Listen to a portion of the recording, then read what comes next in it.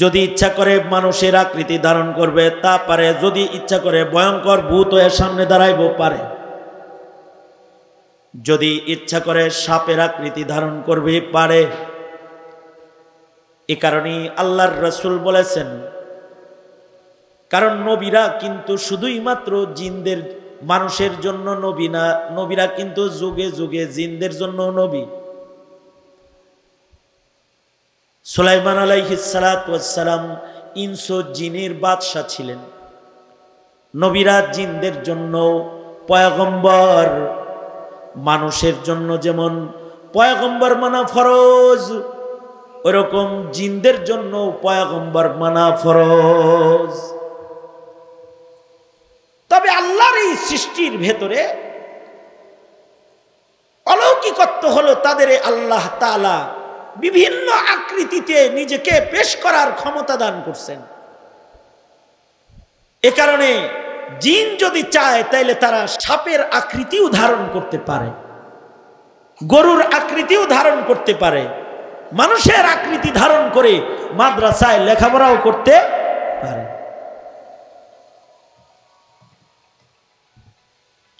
এ কারণে আল্লাহর রাসূল বলেন যে তোমরা তোমাদের ঘরের ভেতরে যদি কোনো সাপ দেখো সরাসরি তাকে আঘাত করবে না, নবীজির পক্ষ থেকে নিষেধ আছে। এক সাহাবী বলে, আমি আগে ঘরে দেখলে সাপ মারতাম, কিন্তু নবীজি নিষেধ করার পরে আর সরাসরি মারি না। আমি ঘরে ঢুইকা আগে বলি, আয় তুই কি সাপ না জিন? জিন হইলে চলে যা, সাপ হইলে কিন্তু বাড়ি দিব। 3 বার বলার পরেও যদি না যায় তাহলে বাড়ি মারি। কারণ জিনেরা সাপের আকৃতি ধারণ করে। বিশেষজ্ঞ ওলামারা বলেছেন, জিনেরা সাপের আকৃতি ধারণ করলে তারা সাদা রঙের, লালচে রঙের সাপের আকৃতি বেশি ধারণ করে।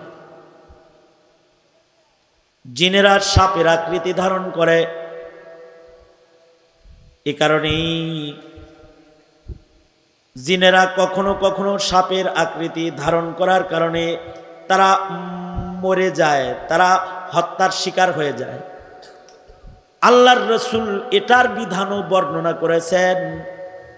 আকৃতি পরিবর্তন হওয়ার কারণে হত্যা যদি হয় তাহলে কিন্তু তার বিচার করা যাবে না, অর্থাৎ তার দিয়াত কিসাস তার উপরে আসবে না। যদি আকৃতি ধারণ, ভয়ঙ্কর আকৃতি ধারণ করার কারণে মরে। নবীজির কাছেও জিন আসছে, জিনদের ভেতরে নেককার জিন যারা, বুজুর্গ জিন, সাহাবী জিন আছে, বুজুর্গ জিন আছে। সাহাবী জিনেরা নবীজির কাছে এসে কালেমা পড়ে তারা মুসলমান হয়েছে। কোরআন সূরা জিন নাজিল করে এর বর্ণনা আল্লাহ উম্মতের কাছে পেশ করেছে। আল্লাহর রাসূল মক্কাতুল মুকাররমাতে আল্লাহর নবী কোরআন তেলাওয়াত করতেছেন। রাতের বেলায় নামাজে আল্লাহর নবী কোরআন পড়তেছেন, একদল জিন আসছে। আয়েশা নবীজির কোরআনে কারিমের তিলাওয়াত শুনে তারা মুসলমান হয়ে গেছে। শুধু তারা মুসলমান হয় নাই, তারা দাঈ হইয়া নিজেদের এলাকায় চলে গেছে। যায়া তারা আবার দাওয়াতের কাজ করেছে। তাদের দাওয়াতকে আল্লাহ তাআলা আল্লাহর কালামে বর্ণনা করেছে। তারা নিজেদের রাজ্যে গিয়ে বলেছে, ইন্না সামি'না কুরআনান আজাবা। তারা অন্য জিনদেরকে বলছে, এই নিজের মন গড়া আর চলিস না, আমাদের চলার বিধান আজব কোরআন কিন্তু জমিনে এসে গেছে। আমরা কিন্তু মক্কায় কোরআন শুই না, কালেমা পড়ে মুসলমান। আল্লাহু আকবার।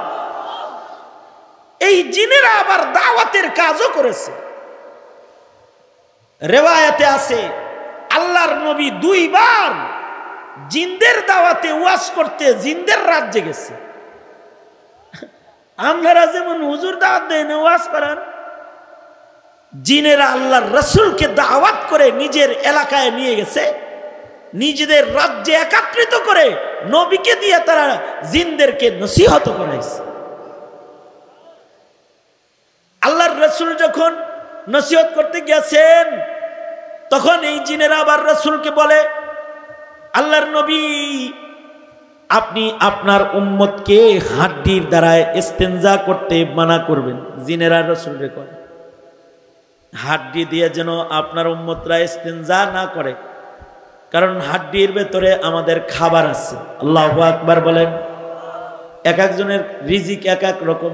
জিনদের একটা রিজিক আছে, জিনদের রিজিক হলো আমরা খানা খায়া যে হাড্ডি ফেলাই এই হাড্ডির থেকে ওরা রিজিক গ্রহণ করে।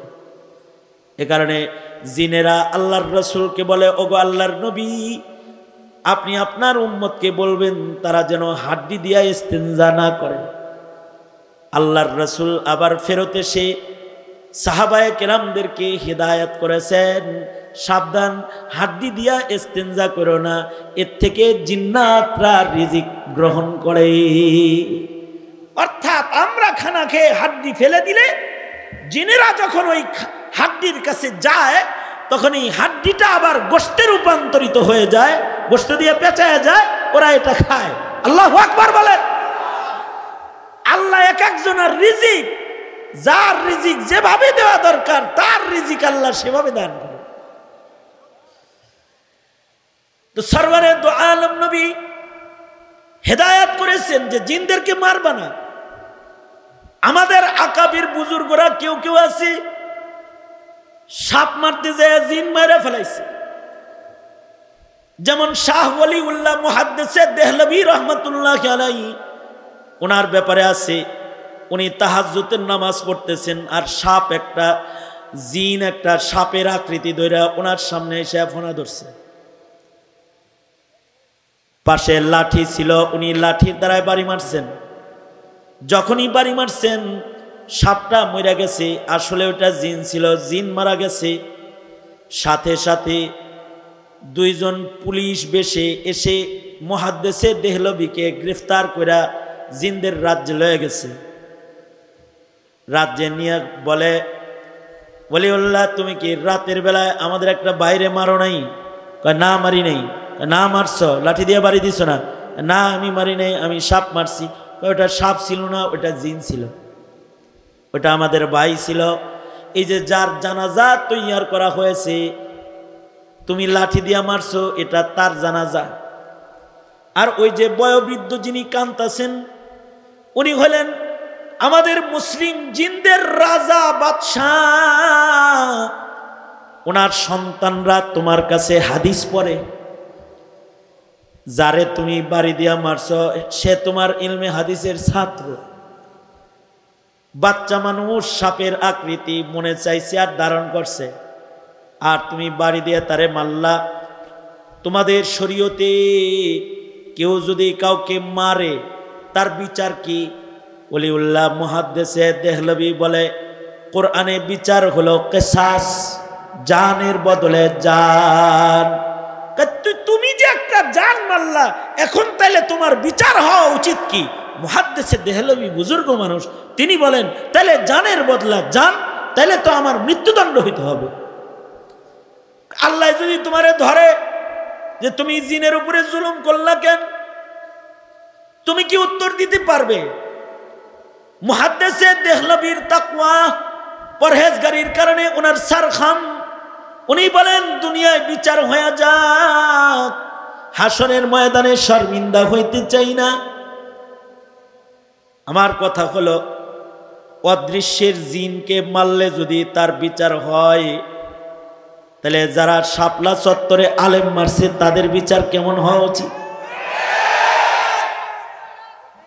যারা রাজপথে আলেমদেরকে গুলি করে হত্যা করেছে তাদের বিচার কেমন হওয়া উচিত? যারা বাংলার রাজপথে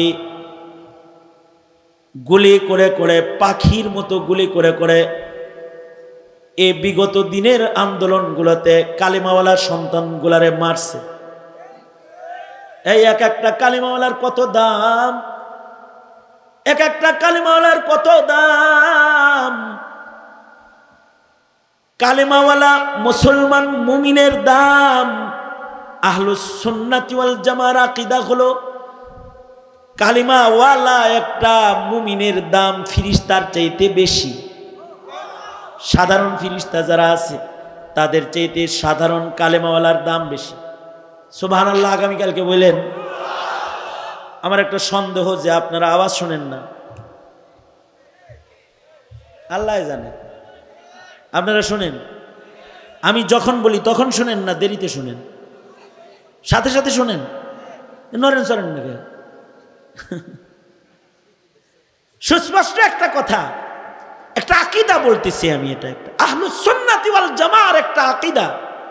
মিন হাইসুল মাজমুআ কালিমাওয়ালা মুমিনদের দাম, সাধারণ কালিমাওয়ালা একজন মুসলমানের দাম, মুসলিম জাতির দাম সাধারণ ফিরিস্তাদের চাইতে বেশি। এটা সস্তা কথা না কিন্তু, কারণ আল্লাহর সৃষ্টির শ্রেষ্ঠকে মানুষ, শ্রেষ্ঠকে জোরে বলেন, আরো জোরে আওয়াজ করে বলেন। সৃষ্টির শ্রেষ্ঠ তো মানুষ, সুতরাং কালিমাওয়ালা মুমিনদের দাম সাধারণ মুমিনদের দামও আল্লাহর কাছে সাধারণ ফিরিস্তাদের চাইতে অনেক বেশি। এই কারণে সবচেয়ে ছোট মুমিন যেটা, একেবারে সাধারণ মুমিনের ভিতরে সবচেয়ে ছোট মুমিন, যার শুধুই মাত্র ঈমান আছে, যার কোনো আমল নাই, জীবনে ওয়াজ শুনে নাই, জীবনে কোনোদিন একটা সেজদা দেয় নাই, জীবনে কোনোদিন কোরআন তেলাওয়াত করে নাই, তবে তার ভিতরে ঈমান আছে, লা ইলাহা ইল্লাল্লাহ মুহাম্মাদুর রাসূলুল্লাহ। এই সাধারণ মুমিনটাকে জান্নাতে নেওয়ার জন্য আল্লাহ তাআলার রহমত এত ব্যাকুল হয়ে যাবে যে আল্লাহ তাআলা বান্দাকে জান্নাতে নেওয়ার জন্য নিজে অভিনয় শুরু। আল্লাহু আকবার, আরো আস্তে করে বলেন, এই সবাই মিলে জোরে আওয়াজ করে বলেন আল্লাহু আকবার। কারণ আমাদের সবার মুখে আছে লা ইলাহা ইল্লাল্লাহ মুহাম্মাদুর রাসূলুল্লাহ। সমস্যা, আমার সমস্যা হয়, আমার সমস্যা হয় তোমাদের জন্য, তোমরা যাওগা। আমি 2 মিনিট সময় দিলাম, আমি আজকে বয়ান করব, রাত 12টা বাজছে 12:30 বাজছে, এটা আমি বুঝি না। আমি আজ বয়ান করব, 2 মিনিট সময় দিলাম, যারা যাবেন তারা চলে যান, আর তোমরা উঠে যাও সামনেতে, আমার নাকের সামনে থেকে সরো, পিছনে যাও। এই পিচ্চিরা উঠো, এই ছাত্ররা তোমাদেরকে বলছি, তোমরা যারা কথা বলো, নাকের ডগায় বসে বসে কথা যারা বলো, এখান থেকে সরো, আল্লাহকে ওয়াস্তে, পিছনে যাও। রাত 12:30 বাজে, আমি কথা বলতেছি, তুমি কি তামাশা মনে করো তোমরা এটাকে?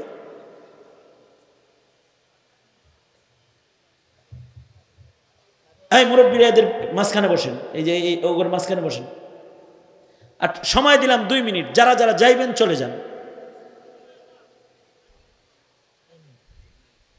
যারা যাবেন যান গা। আমি 2 মিনিট পরে বয়ান শুরু করব, কিন্তু আমার বয়ান যে কয়জন বসবেন একেবারে আমি মোনাজাত পর্যন্ত বসে থাকবেন। মোনাজাতের আগে যারা যাইবেন তারা আল্লাহর রাস্তায় এখন যান গা। টাইম দিলাম, আমি কিন্তু অন্ধ হুজুর না, একটা কথা মনে রাখেন। আমি টাইম দিছি কিন্তু চলে যাওয়ার, যান নাই, নড়াচড়া দিবেন তো আপনারা খাইছি কিন্তু আমি। রাগ হয়েছেন?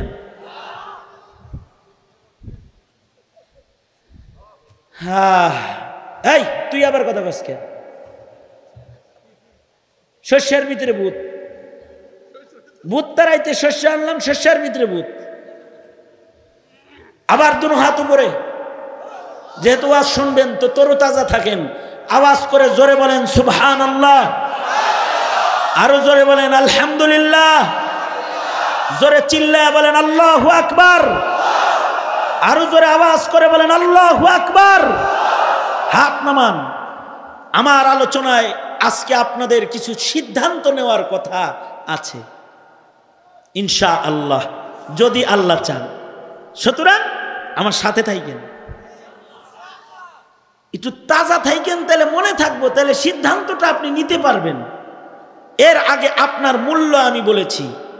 আপনি যদি বিশ্বাসের সাথে বলে থাকেন লা ইলাহা ইল্লাল্লাহ, তো এই মৌলবীরা এখানে হাজির আছে, আহলুস সুন্নাতি ওয়াল জামার আকীদা হলো আপনার মতো একটা কালিমাওয়ালার মূল্য সাধারণ ফেরেশতার চাইতে অনেক বেশি আসমানের মালিকের কাছে, অনেক বেশি। এই কারণেই হাদিস মুসালসাল বিযিহক, যেটা এই কারণে আল্লাহ তাআলা সবচেয়ে ছোট কালিমাওয়ালাকে জান্নাতে ঢুকানোর জন্য নিজে অভিনয় করবে। অভিনয়টা কার পক্ষ থেকে হবে? জোরে আওয়াজ করে বলেন, কার পক্ষ থেকে হবে? আপনার পক্ষ থেকে না, কিন্তু আল্লাহর পক্ষ থেকে অভিনয়টা হবে। এই কালিমাওয়ালাকে আল্লাহ তাআলা বলবেন, এই ফেরেশতারা, দোজখের ফেরেশতারা, ওরে দোজখের একেবারে বাইর করে জান্নাতের কাছাকাছি নিয়ে আসো। ও যেন আমার লগে কথা বলতে পারে, একটু সুযোগ দাও। আল্লাহু আকবার, জোরে বলেন। তা আল্লাহ নিজে অভিনয় করে কথা বলবে।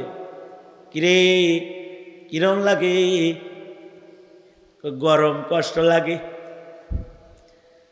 হাদিস শরীফে আছে আল্লাহ তাআলা জাহান্নামের ঠিক গেটের বাইরে একটা গাছ দাঁড় করাইবেন, যে গাছের একটা ছায়া হবে।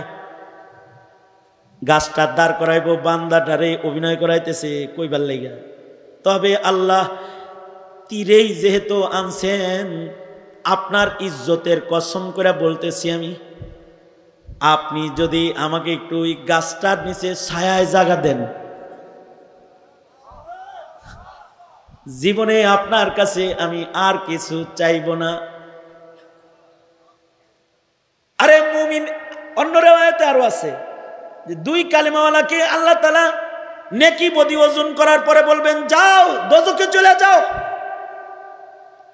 দুজন দোজখের দিকে চলে যাবে, ফেরেশতারা জাহান্নামের দিকে তাদেরকে নিয়ে যাবে।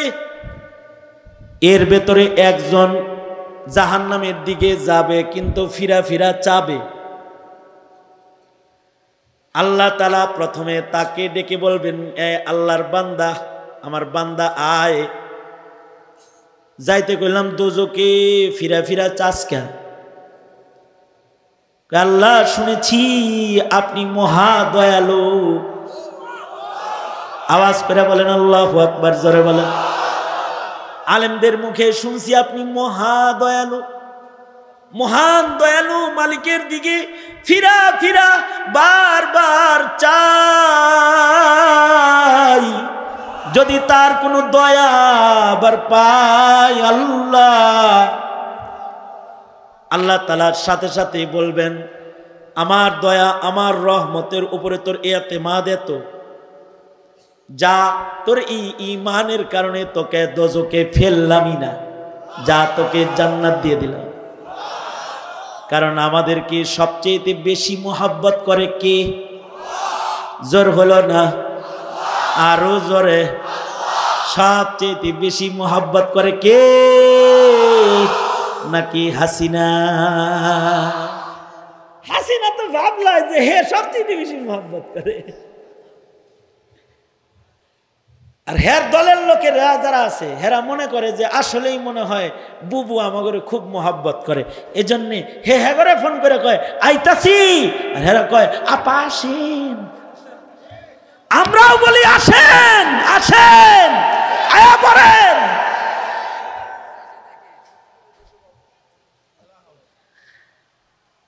সবচেয়ে বেশি মোহাব্বত আমাদেরকে কে করে? জোরে আওয়াজ করে বলেন আল্লাহ।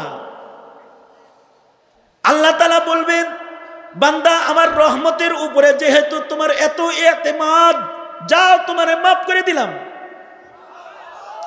দোজখে তোমারে ফেললামই না,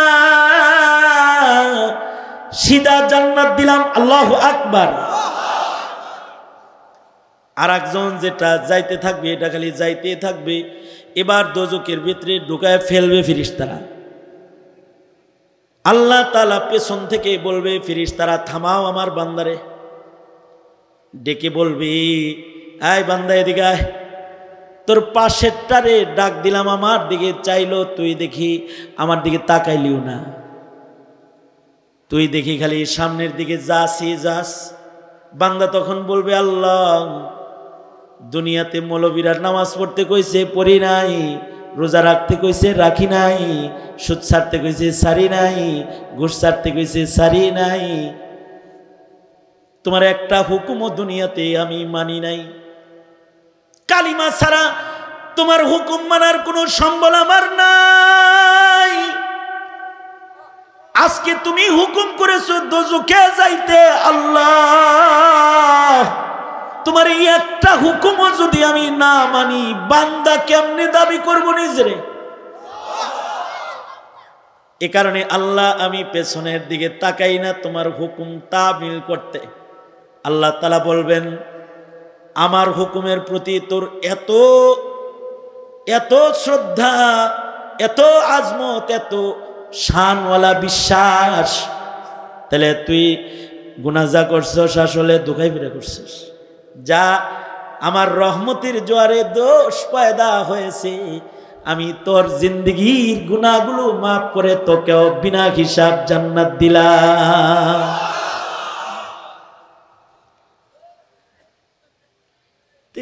এইরকম বাহানা করবেন, কারণ হলো তিনি সবচেয়ে বেশি মুহাব্বত করেন আপনাকে আমাকে। তো হাদিসে আছে, আল্লাহ তাআলা একটা গাছ দাঁড় করাইবেন, আর ছায়াওয়ালা গাছ, হেরে দেখাইবেন তুই দোজখের গেটে আসস, দেখছস ওখানে গাছ, ছায়াদার গাছ। এই বান্দা এই হাদিস শোনার সময় হাসা সুন্নত, বলার সময়ও হাসা সুন্নত। এই কারণে এই হাদিসকে বলে মুসালসাল বিযিহক। আল্লাহর রাসূল যেদিন এই হাদিস শোনাইতেছিলেন, নবী নিজে হাসতেছিলেন, সাহাবীরাও হাসতেছিল।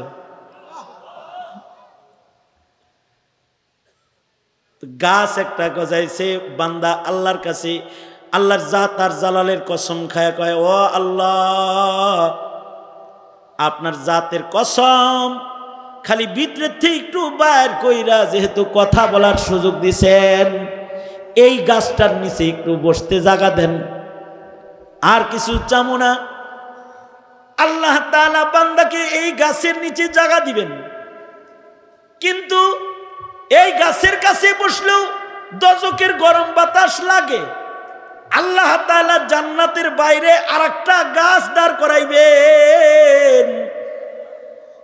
কতক্ষণ পরে আবার বান্দা বলবে, ওগো আল্লাহ, দোজখের এই পারে এক গাছের ছায়া, ওই পারে তো আর এক গাছের ছায়া আছে, আল্লাহ এখানে তো গরম লাগে, জাহান্নামের আগুনের গরম লাগে। আপনার জাতের কসম কইরা বলি, আল্লাহ আমার এখান থেকে সরায় একটু ওই গাছের ছায়ার নিচে একটু জায়গা দেন। বদরুদ্দিন আইনি রহমতুল্লাহ আলাইহি বলেন, বান্দাকে আল্লাহ তাআলা জাতের কসম খেলে আবার সামনে দিবে।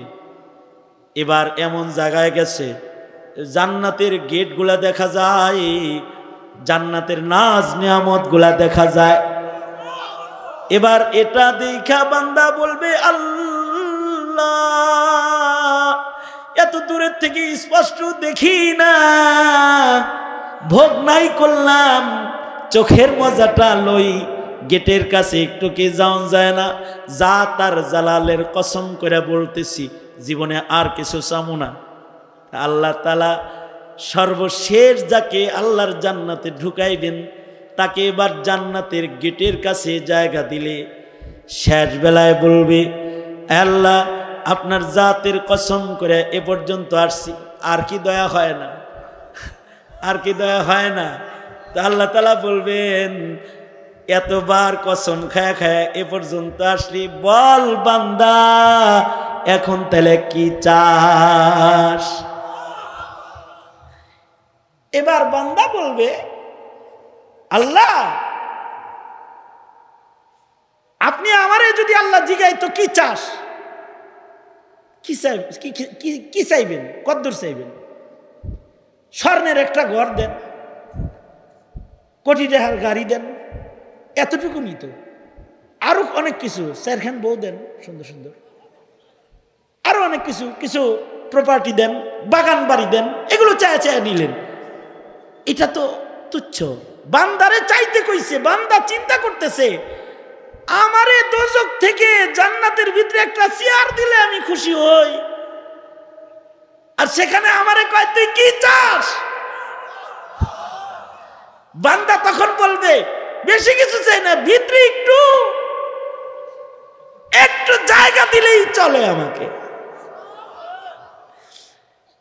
এবার আল্লাহ তাআলা বলবেন তুই ভিতরে খালি জায়গা চাইছিলি, তুই যেহেতু আমার ঈমান আর তাওহীদ লালন করেছিস, মুমিন হিসাবে যেহেতু তুই তোর নামটাকে খাতায় লেখায় রেখেছিস, আমি আল্লাহ তোর উপরে খুশি হয়ে গেলাম।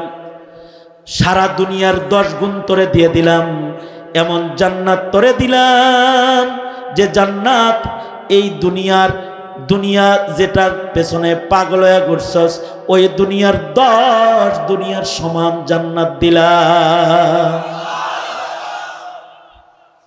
আল্লাহর রাসূল সাল্লাল্লাহু আলাইহি ওয়াসাল্লাম এই হাদিস পড়াইতে যে হাসছেন যে রবের মায়া কত, দয়া কত, আর একটা কালিমাওয়ালার দাম কত। একটা কালিমাওয়ালার দাম, সাধারণ কালিমাওয়ালা মুসলমানদের দাম সাধারণ ফিরিস্তার চাইতে বেশি। তাহলে নায়েবে নবীর দাম কত? হ্যাঁ হ্যাঁ,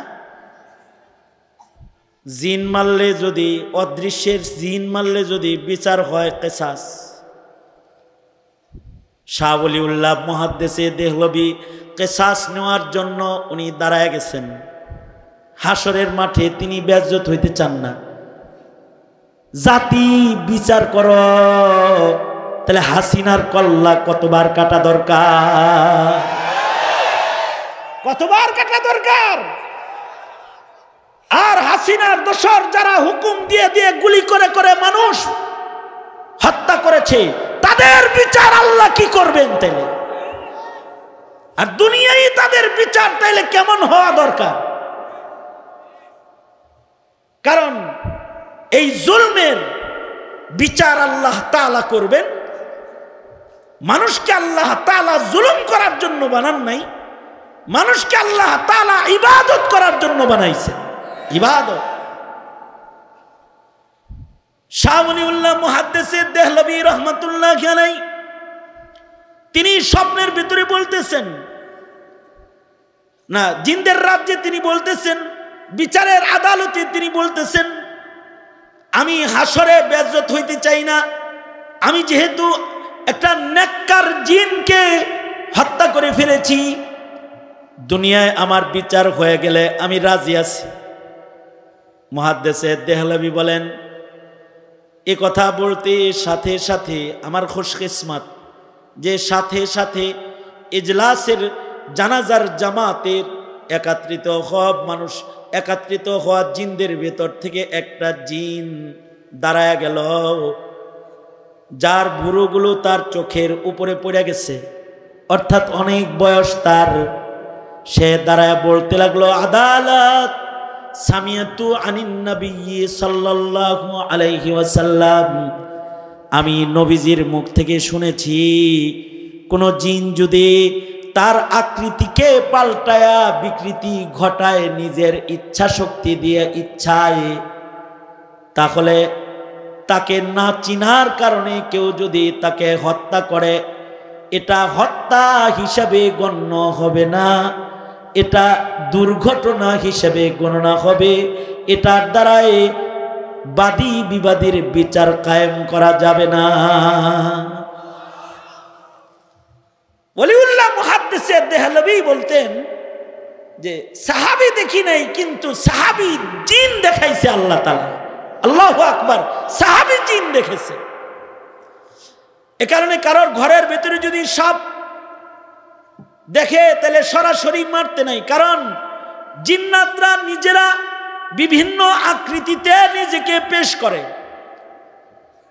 কিন্তু তাদেরও আল্লাহ তাআলা বিধান দান করেছেন, যারা বিধান অমান্য করবে তাদেরকে আল্লাহ তাআলা শাস্তি দান করবেন, আর যারা বিধান মানবে তাদেরকে আল্লাহ তাআলা বিধান মান্যওয়ালা বান্দা মানুষ যেমন জান্নাতে যাবে, বিধান মান্যওয়ালা জিন্নাতরাও আল্লাহর জান্নাতের মেহমান হবে।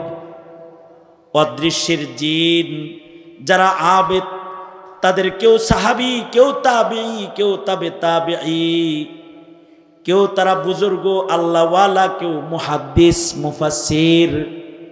তারা মানুষের রূপে কখনো কখনো মাদ্রাসায় লেখাপড়া করে। দারুল উলুম দেওবন্দে যুগে যুগে জিন্নাতরা লেখাপড়া করে এসেছে। তারা ছাত্র হইয়া মাদ্রাসায় ভর্তি হইয়া পড়াশোনা করেছে। আমাদের পেছনের বুজুর্গদের কাছে তারা পরিচয় দিয়েও ভর্তি হয়ে পড়াশোনা করেছে। জিন পরিচয় দিয়ে ভর্তি হয়ে পড়াশোনা করছে। কারি তৈয়ব সাহেব রহমতুল্লাহর কাছে পরিচয় দিছে যে আমি জিন, আমি মানুষের আকৃতিতে আপনার জামিয়ায় পড়তে চাই, ইলম নিতে আসছি। আল্লাহু আকবার বলেন। এরা কিন্তু জান্নাতে যাবে, কিন্তু জিনের ভেতরে যারা ইবলিসের মুরিদান। কার মুরিদান? হ্যাঁ, জোরে আওয়াজ করে বলেন, ইবলিসের মুরিদান। জিনের ভেতরে যেমন নবীর উম্মত সিদ্দিক আছে, জিনের ভেতরে শহীদও আছে, জিনদের ভেতরে সালেহিনও আছে, জিনদের ভেতরেই কিন্তু আবার শয়তান দলের সদস্য, এরা ইবলিসের মুরিদ। ঠিক তেমন আল্লাহর সবচেয়ে মুকাদ্দাস সৃষ্টি মানুষ, এদেরকেও আল্লাহ তাআলা নফস দান করেছেন। ফাআলহামাহা ফুজুরাহা ওয়া তাকওয়াহা। তাদেরকে আল্লাহ তাআলা দৃশ্যের সৃষ্টির ভেতরে না, অদৃশ্য দৃশ্যের সৃষ্টির ভেতরে শ্রেষ্ঠ সৃষ্টির মর্যাদা দান করে তাদেরকেও আল্লাহ তাআলা নফস দান করেছেন। জিনদের ভেতরে যেমন শয়তান আছে, মানুষের ভেতরেও শয়তান আছে। মানুষের ভেতরে কিছু মানুষ ফিরিস্তাদের আখলাকের হয়ে যায়, যে ফিরিস্তারাও তাদের দেখে লজ্জা পায়। ইন্নাল মালাইকাতা লাতাস্তাহয়ী মিনহু। ইবাদত করতে করতে এত উঁচু জায়গায় মানুষ চলে যায়, ফিরিস্তারা তাদের দেখে শরম পায়। আবার এই মানুষের ভেতরে কিছু মানুষ আছে যারা শয়তানের কাছে মুরিদ হয়ে যায়। এরা ইবলিস শয়তানের সাথে দোজখেই থাকবে, জান্নাতে থাকার কোনো সম্ভাবনা তাদের নাই। এ কারণে জিন শয়তান থেকে যেমন সাবধান, মানুষ শয়তান থেকেও। আরো জোরে বলেন, আরো জোরে বলেন। জিন শয়তান থেকেও সাবধান, মানুষ শয়তান থেকেও সাবধান। মিনাল জিন্নাতি ওয়ান নাস। দুনো শয়তান থেকে সাবধান হইতে বলেছেন কে? আরো জোরে আওয়াজ করে বলেন কে? আল্লাহ। তবে জিনদেরকে নফস দিলেও মানুষদেরকে আল্লাহ তাআলা সূরত দান করেছেন, আকৃতি দান করেছেন, এবং শ্রেষ্ঠতম আকৃতিতে আল্লাহ তাআলা মানুষ বানাইছেন, এবং মানুষদেরকে আশরাফুল মাখলুকাত বানিয়েছেন। আশরাফুল মাখলুকাত বানিয়ে আল্লাহ তাআলা মানুষের ইবাদতকে নিজের জন্য চেয়েছেন, যে মানুষ নিজে আল্লাহর গোলামি করবে। এটা হলো মাকসাদ। যে ওমা খালাকতুল জিন্না ওয়াল ইনসা ইল্লা লিয়াবুদুন। প্রশ্ন হলো, ইবনুল কাইয়িম রাহমাতুল্লাহ আলাইহি বলেন, মানুষই যদি ইবাদতের জন্য বানাইছে, তাহলে ফিরিস্তা বানাইছে কেন? ফিরিস্তারা তো শুধু ইবাদত করে, তারা তো গুনাহ করে না। আমরা মানুষেরা গুনাহ করি, ইবাদতও করি, দুই কাম করি। আমরা চন্দ্রা মাহফিলে বসে ওয়াজও শুনি, ফাঁক পাইলে পরে মমতাজের গানে যায় তালিও বাজাই। আইবি সাহেবের বাড়িও সিঙ্গার, হের বাড়িও সিঙ্গার। মনে চাইলে মমতাজের গান শুনে বেড়াই, মনে চাইলে ওয়াজ শুনে বেড়াই, দুটো কাম করে বেড়াই। তা আমাদেরকে ইবাদতের জন্য বানায়া আমাদের মর্যাদা বাড়াইলো কেমনি? ইবনুল কাইয়িম উপমা দিয়ে বলেছেন যে একটা চোখ ছাড়া মানুষ যদি বলে আল্লাহ আমারে বাঁচাইছে পরনারী দেখা, এই কবিরা গুনাহটা আমি জীবনে করি নাই। কে কইতাছে? মিয়া ভালো করে কও মিয়া, কে বলতেছে? অন্ধ বলতেছে আল্লাহ আমারে, আলহামদুলিল্লাহ এই তো হারাত আমার আছে যে আমি শালির দেখিনি, আমি বিয়াইনরে দেখি নাই। আসলে কিন্তু চোখ দুইটা একটাও নাই জন্মসূত্রে। এইটা কোনো অন্ধের যেমন বাহাদুরি না। চোখওয়ালা যদি বলে বিয়ে করেছি 8 শালিওয়ালা বাড়িতে 1 শালিরেও দেখি নেই, চোখওয়ালা যদি বলে খালাতো বোন মামাতো বোন বিয়াইন আরো যা আছে এদের কাউরে এই চোখ দিয়ে দেখি নাই, চোখওয়ালা যদি বলে আল্লাহ তোমার ভয়ে আমি পরনারীকে তাকায়া দেখি নাই, অন্ধের পরনারী না দেখা পুরস্কার পাওয়ার উপযুক্ত নাকি চোখওয়ালার না দেখা উপযুক্ত পুরস্কার পাওয়ার উপযুক্ত? চোখওয়ালার না দেখা পুরস্কার পাওয়ার উপযুক্ত। ফেরেশতারা বলেন নাহনু নুসাব্বিহু বিহামদিকা ওয়া নুকদ্দিসু লাক, আল্লাহ আমরা শুধু ইবাদত করি, মানুষ তো রক্তপাত ঘটাইবো, উল্টাপাল্টা করব, এদেরকে আবার ইবাদতের জন্য বানায় লাভ কি? আল্লাহ বলে ইন্নী আলামু মা লা তা'লামুন, তার মানে হলো তোদের নফস দেই নাই, ওদের নফস দান করব, ওদেরকে ইচ্ছা শক্তি দান করব। ফাআলহামাহা ফুজুরাহা ওয়া তাকওয়াহা, তারপরে ওরা নফসের সাথে জিহাদ করে বসে বসে ওয়াজ শুনবে, নফসের সাথে জিহাদ করে তারা মসজিদে দাঁড়ায় থাকবে, নফসের সাথে জিহাদ করে তারা কোরআন তেলাওয়াত করবে, নফসের সাথে জিহাদ করে শয়তানের সাথে যুদ্ধ ঘোষণা করে তারা ইসলামের পতাকা নিয়ে সামনে বাড়বে। আল্লাহু আকবার, জোরে করে বলেন। এই যে লিয়াবুদুন আই লিয়াশিকুন, ইশকের একটা গোলামি বন্দেগি, এটা করার জন্যে আমি মানুষ বানাইছি। আমি তো এটা বিশ্বাস করি, এটা আমার আকীদা। খোদার রহমত যদি এটা হয় যে জাহান্নামের দিকে পাঠায়া আবার ফিরায় ফিরায় জান্নাত দিবে, খোদার রহমত যদি এটা হয়, আল্লাহর রাসূলের বর্ণনায় দোজখের আগুন থেকে বাইর কইরা নিজে গাছ দাঁড় করায়া বাহানা কইরা কইরা জান্নাত দিবে, আমি এটা বিশ্বাস করি। যারা এদেশে আলেমদেরকে ভালোবাসে, যারা আলেমদের কথা শোনে, যারা মসজিদমুখী, যারা মাদ্রাসামুখী, যারা দ্বীনমুখী, যারা ইসলামমুখী, মহান আল্লাহ এদের দোজখের আগুনে ফেলতে পারে না। এদেরকে আল্লাহ তাআলা মাগফিরাত দিয়ে জান্নাত দান করবে। সুতরাং আজকের এই রাত 1টা বাজে দারুল উলুমের মাহফিলে যারা আমার বয়ান আপনারা শুনছেন অথবা আমার সাথে একটু দোয়া করার জন্য বসে আছেন, এই বসে থাকার মূল্যটা আমি বলছি না, আপনি হিসাব করে নেবেন এটার মূল্য ময়দানে মাহশরে কত হতে পারে, কিভাবে এটা আপনার কাছে আসতে পারে। যেভাবে ধৃষ্টতার মূল্য এসেছে হাসিনার কপালে, ওইভাবে মুহাব্বতের পুরস্কার আসবে আপনার কপালে।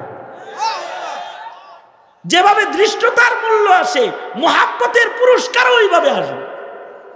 এই একই আছে তো, এই আসে কি আছে তো। সুতরাং আল্লাহ তো ইবাদতের জন্য বানাইছে। তুমি যদি মনে করো ইবাদত হুজুররা করব আমি না, না, তিলাওয়াত হুজুররা করব আমি না, না, জিহাদ হুজুররা করব আমি না, কি তুমি না, কাদিয়ানিরে কাফের হুজুর বলবো আমি না, নাস্তিকের মোকাবেলা হুজুর করব আমি না, ডক্টর ইউনূস সাহেব যদি নাস্তিক বসায় হুজুররা চিল্লাইব আমি না, আমি কম খালি নৌকা ধানিস লাঙ্গল, আমি আর কিছু বলবো না। না, ইমানি কাজ, ইবাদতের কাজ যা আছে এগুলো করার লেগে তোমারে বানানো হয়েছে। আলেম যেমন ইবাদত করে, আলেম যেমন প্রতিবাদ করে, আলেম যেমন দিনের কথা বলে, আলেম যেমন সময়ের কথা বলে, তুমিও সময়ের কথা বলবে। ডক্টর ইউনূসকে তোমরাও জানায় দিবে, কমিশন বানাইবা, নাস্তিক দিবা, আবার উপদেষ্টা পরিষদে নাস্তিক আনবা। হাসিনারা যেমন যাকে দিয়া দিল্লি পাঠাইছে, তোমারে যাকে দিয়া আমেরিকা পাঠায় দিব। আলেমদের সাথে আছেন তো ইনশাআল্লাহ? আছেন তো ইনশাআল্লাহ? থাকবেন তো ইনশাআল্লাহ? আলেমরা যদি ইবাদতের পথ দেখায়, শয়তান দেখায় এটা ইবলিস, এটা ইবলিস যদি দেখায়, যদি চিনায় দেয় এটা অন্যায়, এটা অন্যায়, মানা ফরজ, সাধারণের জন্য মানা ফরজ। কারণ তোমাকে দিক নির্দেশনা দেওয়ার জন্য নতুন করে কোনো নবী আর জমিনে আসবে না। তোমাকে পশু যেন তুমি না হয়ে যাও, হাইওয়ানের ভেতরে যেন চৌপায়া জানোয়ার না হয়ে যাও, আর অদৃশ্যের শয়তানের ধোঁকায় যেন তুমি মানুষ শয়তান না হয়ে যাও। তোমার ভেতরে যেন কোনো ফিরিস্তার সিফাত আসে, ইবাদতের সিফাত আসে। এ কারণেই তোমার জন্য দরকার ইলমে দ্বীন, তোমার জন্য দরকার আলেমের ছায়া, তোমার জন্য দরকার মাশায়েখিনদের দিক নির্দেশনা। সুতরাং মওত পর্যন্ত আলেমদের দিক নির্দেশনায়, আলেমদের সাথে চইলা ইবাদত কইরা মানুষ হয়ে কবরে যাওয়ার জন্য মেহনত করব ইনশাআল্লাহ। জোরে আওয়াজ করে বলেন ইনশাআল্লাহ। অভয় বাণী এটা যদি এখন কারোর বুঝে এসে থাকে, এটা আমার লাস্ট কথা, আমার এই কথা যদি কারোর বুঝে এসে থাকে যে আমি আসলে ভিন্ন কামে তৈরি, তাহলে এখন যদি তুমি তওবা করো আর যদি বলো পশুত্ব ছাড়লাম, এখন যদি বৈশা তওবা করো আর যদি বলো আমি শয়তানের ধোঁকার থেকে সরলাম, আমি আর শয়তানিও করব না, আমি আর হাইওয়ান জানোয়ারের মতো চলবো না, আমি হব ইনসান, তাহলে আল্লাহ তাআলা নিজেই শিখায়া দিছে, বান্দা তোর বাপের মতো তোরা এভাবে বলিস, আয় আল্লাহ ভুল তো করছি, কিন্তু আমার বাবারে যেমন মাফ করছেন, আজকে আর চন্দ্রা মাহফিলে বসছি, আমারও মাফ করে দেন। রব্বানা যালামনা আনফুসানা ওয়া ইল্লাম তাগফির লানা ওয়া তারহামনা লানাকুনান্না মিনাল খাসিরিন। এটা আল্লাহর কাছে বলো, আল্লাহ আপনি নফস দিছেন, তাই আমরা যালামনা আনফুসানা, এর কারণে পাপাচার করে আমরা জুলুম করে ফেলেছি। আওয়ামী লীগের জুলুমের সাথে যারা ছিল তাদেরকেও বলছি, তারাও তওবা করো, বলো রব্বানা যালামনা আনফুসানা, বলো এটা আল্লাহর কাছে মাপ চাও। কারণ আল্লাহ তাআলা কালিমাওয়ালা মাপ চাইলে তাকে বলে লা তাকনাতু মির রাহমাতিল্লাহ, নিরাশ হইস না, মাফ করে দিলাম। আল্লাহু আকবার জোরে করে বলেন। কারণ আল্লাহ তো বান্দারে ক্ষমা করার জন্যই দুয়ার খুলে বসে থাকে। সুতরাং আজকে এখন আমরা তওবা করতেছি, আর জুলুম করব না ইনশাআল্লাহ বলেন। কারণ আল্লাহ আমাদেরকে বানাইছেন উদ্দেশ্য আছে, উদ্দেশ্য হলো ইবাদত। আজ থেকে ইবাদত করব, জোরে বলেন ইনশাআল্লাহ। হয় নাই আওয়াজ করে বলবেন ইনশাআল্লাহ। আজ থেকে নামাজ পড়ব, আজ থেকে রমজানের রোজা রাখবো।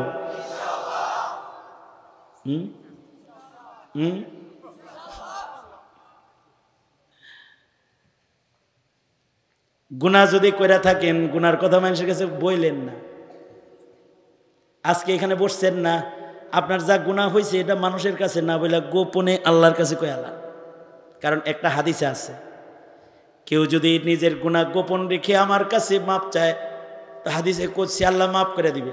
আর এক হাদিসে আছে, কেউ যদি রাতের আধারে গুনাহ করে, আল্লাহ তাআলা তার গুনাহ ফাঁস করে না, যতক্ষণ পর্যন্ত সে নিজে না বলে আর সে তওবা করে কিনা আল্লাহ তাআলা অপেক্ষা করতে থাকে।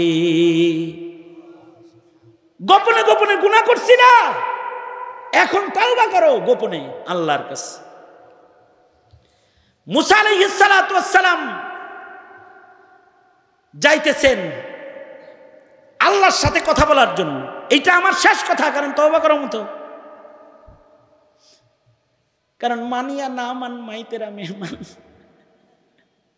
আপনারা আমার ওয়াজ শোনেন আর নাই শোনেন, এমদাদ সাহেবের বিপদ আছে। কারণ এমদাদ ভাই তো মাদ্রাসা আমার দিয়ে দিছে, এদেশের বহু আলেমরাই দিছে, আমারও দিছে, এনে ভাগ আমারও আছে। বুঝেন নাই কথাটা? উনি না শুধু, ওনার হুজুররাও। সুতরাং আমি তো আছি, জোর করেই তওবা করাম, এই নিয়ত করেই তো বসছি। তো সুতরাং তওবা করুন। এর আগে এই কথাটা শুনেন যে বনি ইসরাইলের এক মহিলা মুসা নবীর সাথে দেখা হয়েছে। তো পয়গম্বর মুসা আলাইহিস সালাতু ওয়াস সালামকে বলতেছে, জিজ্ঞেন তো আমার ব্যাপারে আল্লাহর ফয়সালা কি। আসলে হলো এই বেটি আস্ত জেনাকার, এটা মুসা নবী নিজেও জানেন। এত জেনাবে বিচার করে জানে না যে আল্লাহর পয়গম্বর। তো ইবলিসেও তো কইছে যে জিজ্ঞেন তো আল্লাহ আমারে মাফ করবনি, কারণ নবীরা তো জিনদেরও নবী। আয়েশা জিজ্ঞাইছে, পয়গম্বর আল্লাহর লগে ডেলি কথা কন, জিজ্ঞেন তো আমারে মাফ করবনি। তো জিজ্ঞাইছে আল্লাহ হেরে মাফ করবেন নি? আদমের কবরে সেজদা দিতে কইও যায়।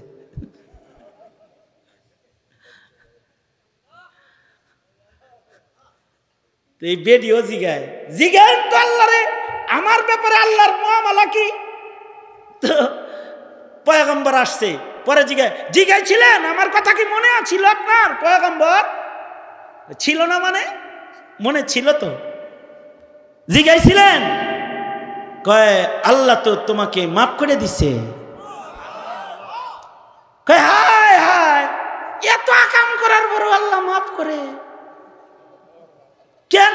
আমি এই আকাম করছি, এই আকাম করছি, এই আকাম করছি, মানিকের মতন। বিচারপতি মানিক দাদুকে চিনেন না? উনি বলেছে আমি এই আকাম করেছি, এই আকাম করেছি, এই আকাম করেছি। বেয়াদব কোথাকার।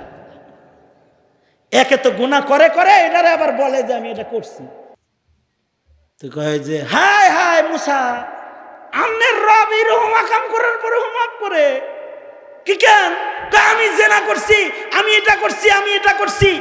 সাথে সাথে আল্লাহ মুসা আলাইহিস সালামকে ডাক দিয়ে বলে, পয়গম্বর তোমাকেই যেহেতু গুনার সাক্ষী বানিয়েছে, বলো মাফ করি নাই, দোজখে দেব। পয়গম্বর বলে একটু আগে তো মাপই ছিলা, এখন যে আবার কইয়া বেড়াইছ।